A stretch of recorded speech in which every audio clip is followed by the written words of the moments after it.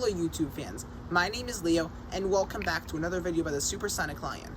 In today's video, we're going to be discussing another topic from the interstate highway system, and more specifically, the most expensive project ever undertaken by the US for highways.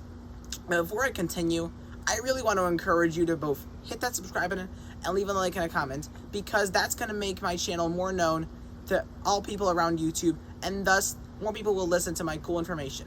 One of these cool information being what we're going to discuss in the video. So let's imagine that you live in Boston. More specifically, you live around one of Boston's most famous attractions, the Fenway Park Baseball Stadium, which is the home of the Boston Red Sox.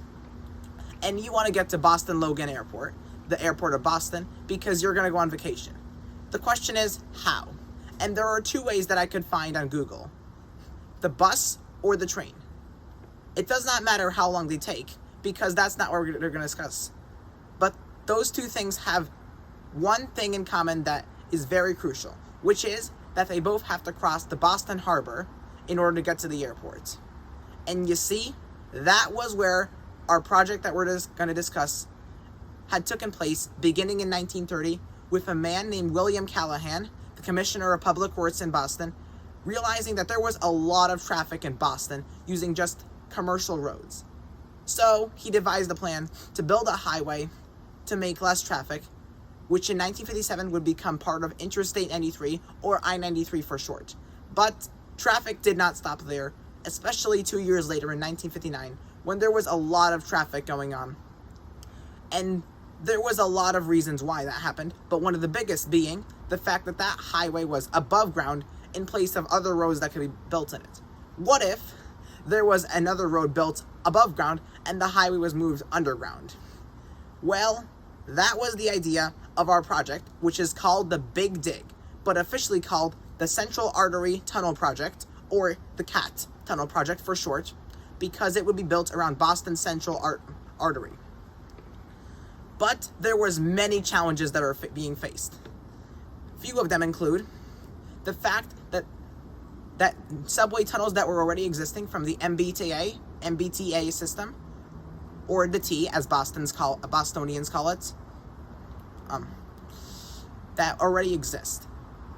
But the most important problem being funds, because the project was estimated to cost $2.8 billion just for building it, not even to mention the cars that drive it.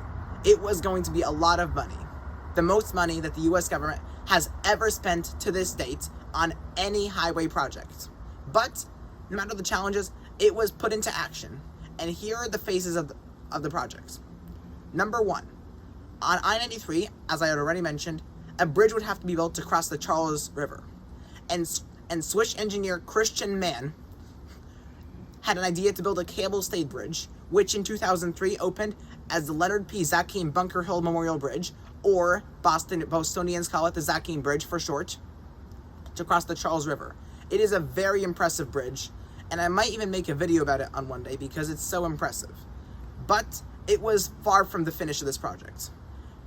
The Boston Harbor was still uncrossed, and that is why I-93 had two tunnels being built, both finished in 2003.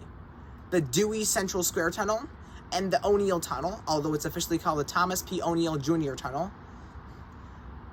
But the question was, how can I-93 connect to Boston International Airport, Boston Logan Airport, for our traveler of the video to get on vacation?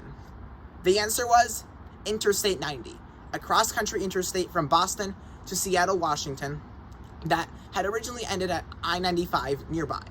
But it was about to be extended to get to the Boston Logan Airport by building a tunnel called the Ted Williams Tunnel, named after Boston Red Sox player Ted Williams. And seems like the Big Dig was done, right? Well, in 2006, that was proven wrong, because a part of the Ted Williams Tunnel, weighing 26 tons, or about twice as much as a 10-wheeler truck, had collapsed. Unfortunately, the result was it hitting a car, injuring its driver, and killing a passenger in the car. But after the tunnel reopened in 2007, the Big Dig was finally complete, but not without more challenges, because it went over budget. Originally estimated as $2.8 billion, it was now $15 billion well over budget, and 8 years behind schedule. But the good news is, your traveler can now get from Fenway Park to Boston Logan Airport without having to transfer anywhere or do anything else, thanks to the Big Dig. So, that is all the information we have for this video. Thanks for watching. I'll see you next time, and bye!